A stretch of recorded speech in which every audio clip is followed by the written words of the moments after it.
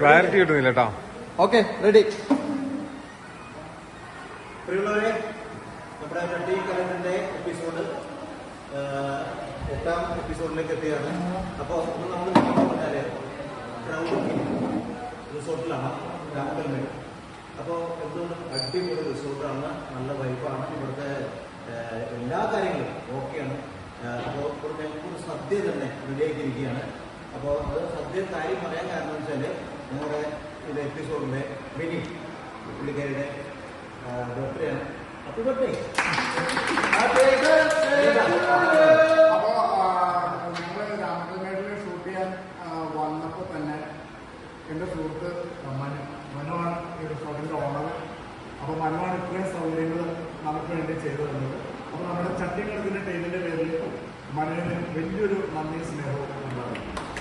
Thank you.